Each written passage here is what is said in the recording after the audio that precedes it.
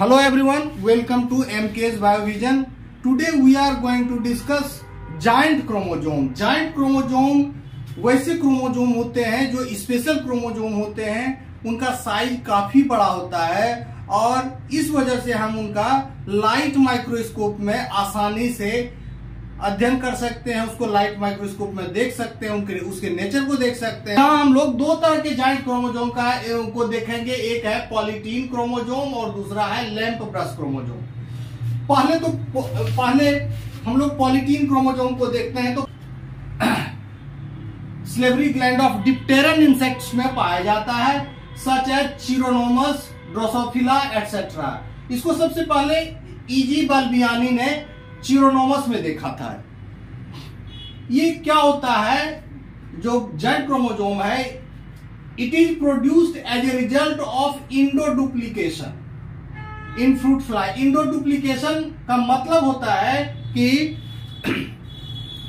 Cell cycle में केवल S phase के दौरान डीएनए का डुप्लीकेशन होता है, लेकिन इसमें एम फेज यानी कि माइटोटिक फेज नहीं पाया जाता है। इसमें सेल डिवाइड नहीं कर पाता है, ना ही साइटोकाइनेसिस होता है। तो केवल सेल से डिवीजन को हम लोग इंडोमाइटोसिस कहते हैं। तो इंडोमाइटोसिस के द्वारा ही इस तरह के स्ट्रक्चर का फॉर्मेशन होता है। यहाँ 13 to 14 cycle of DNA replication होता है। उसके बाद हम देखते हैं कि इस तरह का स्ट्रक्चर बनता है। फ्रूट फ्लाई में जो डिप्लॉयड नंबर है वो है 8। इसमें एक एक्स क्रोमोजोम होता है, ये जो सबसे लंबा होता है। उसके बाद 2 और 3 जो क्रोमोजोम होते हैं वो मेटासेंट्रिक क्रोमोजोम होते हैं, और 4th क्रोमोजोम जो होता है ऑटोजोम्स, ये सबसे छोटा होता है और सॉरी ये एक्रोसेंट्रिक होता है। तो यही जितने भी क्रोमोजोम हैं, 8 क्रोमोजोम अपने सेंट्रोमियर के द्वारा फ्यूज कर जाते हैं। सभी के सेंट्रोमियर फ्यूज कर जाते हैं और एक स्ट्रक्चर बनता है दैट इज कॉल्ड क्रोमोसेंटर। यहां हम देख रहे हैं कि सभी के सभी क्रोमोजोम का जो सेंट्रोमियर है वो फ्यूज करके क्रोमोसेंटर बनाया है। तो हर क्रोमोजोम, जैसे क्रोमोजोम नंबर 2 है, इसके 2 आर्म होंगे, पी और क्यू, और इसी को हम राइट और लेफ्ट आर्म के रूप में लिखे हैं। इसी तरह से 3rd नंबर क्रोमोजोम के भी पी और क्यू आर्म है, उसको राइट और लेफ्ट लिखा है। एस क्रोमोजोम जो होता है, सेक्स क्रोमोजोम, वो सबसे लंबा होता है। यहाँ जो डार्क स्ट्रक्चर का है वो सेक्स क्रोमोजोम है, और क्रोमोजोम नंबर 4 जो है वो शॉर्टेस्ट होता है। इसके टिप पर एक्रोसेंट्रिक होता है, इसके टिप पर सेंट्रोमियर होता है, इसलिए इसमें 2 आर्म्स नहीं पाए जाते हैं और ये स्ट्रक्चर बनाता है। इस जो डार्क स्ट्रक्चर होता है, इस डार्क स्ट्रक्चर को हम लोग क्या करते हैं, क्रोमोसेंटर।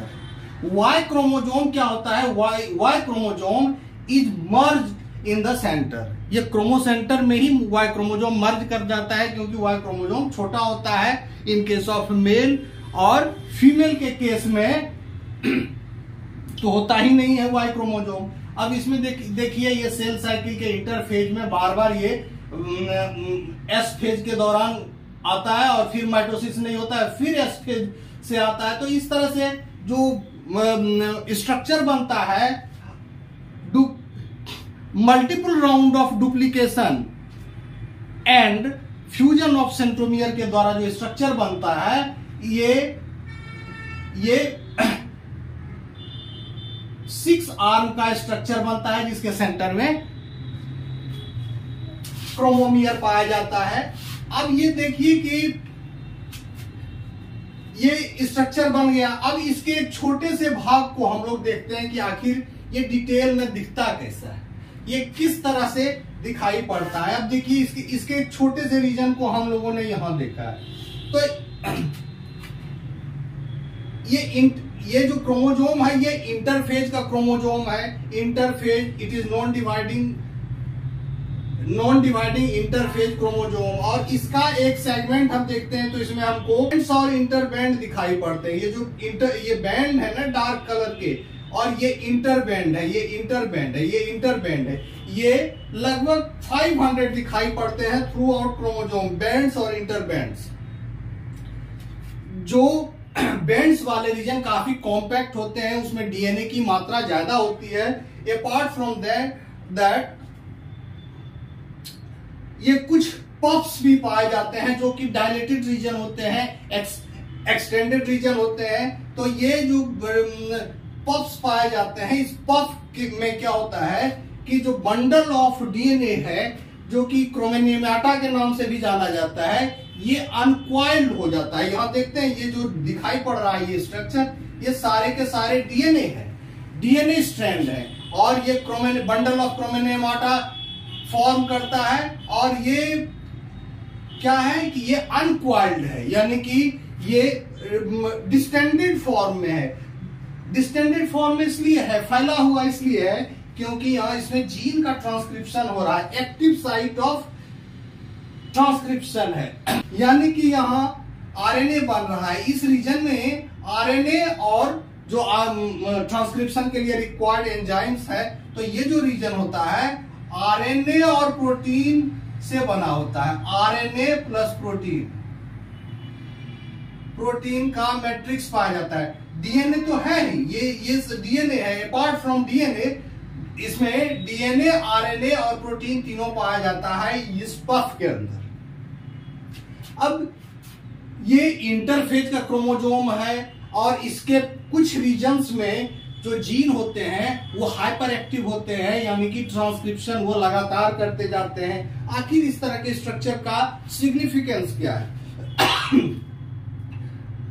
ये जो अक्सर ये इस तरह का क्रोमोजोम इंसेक्ट्स में पाया जाता है, और इंसेक्ट्स के लाइफ साइकिल में लार्वा, प्यूपा, एडल्ट इन चीजों का बनना होता है। तो लार्वा के बाद प्यूपा बनता है। तो salivary gland generally larval stage में पाया जाता है, और ये क्या करता है कि प्यूपेशन के लिए रिक्वायर होता है, प्यूपा बनने के लिए एक प्रोटीन का रिक्वायरमेंट होता है, दैट इज कॉल्ड म्यूकोप्रोटीन। और ये म्यूकोप्रोटीन का सिंथेसिस इसी के द्वारा होता है, स्लेवरी ग्लैंड के इंजीन के द्वारा म्यूकोप्रोटीन का सिंथेसिस होता है। और ये म्यूकोप्रोटीन क्या होते हैं, इनकी इस प्रोटीन की जरूरत पड़ती है प्यूपेशन के दौरान, यानी कि लार्वा जब प्यूपा बन रहा होता है तब इस प्रोटीन का यूज किया जाता है। तो इस तरह से हमने देखा कि पॉलीटीन क्रोमोजोम कहां पाया जाता है, इसका स्ट्रक्चर क्या है, ये कैसे 8 क्रोमोजोम के फ्यूजन से बना है, इसके कितने डिफरेंट आर्म्स क्या है, और प्लस ये डिटेल्ड स्ट्रक्चर बैंड्स और इंटर बैंड्स किस तरह का पाया जाता है, और इसके अंदर पफ बनने का क्या रोल है, और पफ बनने आरएनए, प्रोटीन एटसेट्रा पाए जाते हैं। और ये जो एक्टिव रीजन होता है जीन के ट्रांसक्रिप्शन का, और फाइनली ये प्यूपेशन में हेल्प करता है। अब हम देखते हैं lamp brush chromosome. Lamp brush chromosome lamp brush chromosome भी एक जॉइंट क्रोमोजोम है, इसको भी हम लाइट माइक्रोस्कोप में आसानी से इसका स्टडी कर सकते हैं। ये कहां पाया जाता है, तो ये मियोसिस में मियोसिस जो टेनलेस एम्फीबिया के ऊसाइट में मियोसिस होता है। ऑब्वियसली ये गैमेटोजेनेसिस के दौरान जो मियोसिस होता है उसमें प्रोलॉन्ग डिप्लोटीन स्टेज में का ये क्रोमोजोम स्ट्रक्चर है। प्रोलॉन्ग डिप्लोटीन स्टेज, इसको सबसे पहले वाल्टर फ्लेमिंग ने 1882 में देखा था। ये क्या होता है, लार्ज एंड स्मॉल लूप्स पाए जाते हैं प्रोफेज क्रोमोजोम पर। यहां देखते हैं ये होमोलोगस क्रोमोजोम है, ये होमोलोगस क्रोमोजोम है, ये मैटरनल क्रोमोजोम और पैटर्नल क्रोमोजोम ये होमोलोगस क्रोमोजोम है। इस पर स्मॉल एंड लार्ज लूप्स पाए जाते हैं, स्मॉल और लार्ज लूप्स इस पे पाए जाते हैं। इसी एक लूप को हमने यहां देखा है। तो ये इस पर्टिकुलर रीजन का को यदि हम देखें तो यहां देखें कि 2 थ्रेड होता है, सिस्टर क्रोमेटिड में देखिए 2 थ्रेड होता है, और इसमें एक लूप है, लूप पाया जाता है। ये जो लूप है ये सेंटर में कंडेंस्ड रीजन होता है जिसको हम क्रोमोमियर कहते हैं। ये कंडेंस्ड रीजन रहता है, और ये रेडियल लूप बाहर की तरफ डायलेटेड पोर्शन रहता है, यानी कि ये लूप खुला हुआ रहता है। और इस लूप में ये जो रीजन देख रहे हैं इसमें आरएनए और प्रोटीन के मैट्रिक्स से ये कोटेड रहता है, ये कोट रहता है आरएनए मैट्रिक्स का, ये कोट रहता है इस ये जो एक्सटेंडेड लूप है उस पर ये कोट रहता है।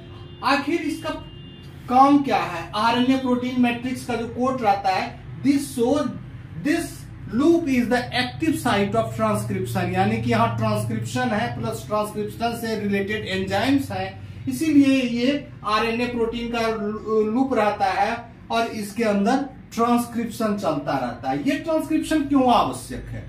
ट्रांसक्रिप्शन लेम्ब्रस क्रोमोसोम के लिए इसलिए आवश्यक है कि ये यौगिक सिंथेसिस कराता है। जब oocyte बनने लगता है तो उसमें हर एग में काफी मात्रा में यौगिक पाए जाते हैं, न्यूट्रिएंट जो होते हैं वो न्यूट्रिएंट मटेरियल पाए जाते हैं। The process is called vitellogenesis. तो विटेलोजेनेसिस के लिए ये जो लूप्स होते हैं ये एक्टिव साइट ऑफ यौगिक सिंथेसिस होता है। तो सॉरी, प्लस चूंकि ये homologous chromosome, paired homologous chromosome है, इसीलिए इसमें काइजमा, क्रॉसिंग ओवर का कांटेक्ट पॉइंट ये सब सभी पाया जाता है। क्रॉसिंग ओवर की भी संभावना है। और ये जो काइजमा का देखिए, काइजमा पाया जा रहा है, काइजमाटा, और इसका साइज जो है लगभग 1 मिलीमीटर होता है, 1 मिलीमीटर होता है। It is mostly found in most animals except mammal. Mammals में ये नहीं पाया जाता है, क्योंकि मैमल्स में यौगिक उसके एग में बहुत कम मात्रा में होता है, इसीलिए इस स्ट्रक्चर के फॉर्मेशन की जरूरत नहीं पड़ती। ये इमेच्योर oocyte में पाया जाता है, खास करके tailless amphibia and also found in invertebrates.